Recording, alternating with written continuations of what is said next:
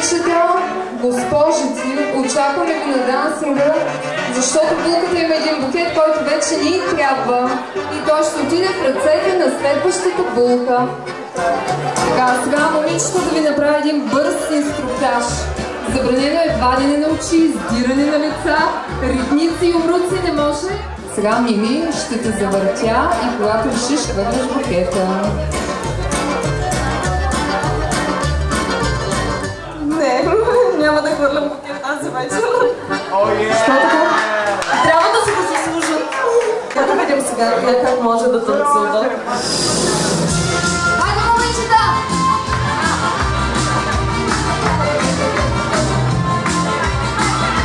Давайте, давайте!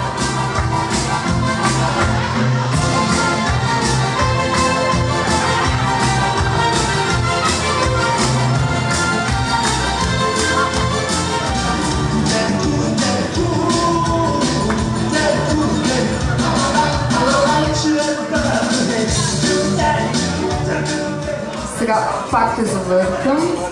Момичета, готови ли сте? Така, стоп! Гора от ръце не виждам, гора от ръце. Хайде, Мими!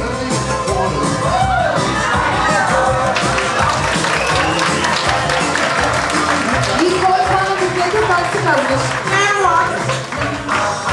Най-малкото госпожица, как се казваш? Петра.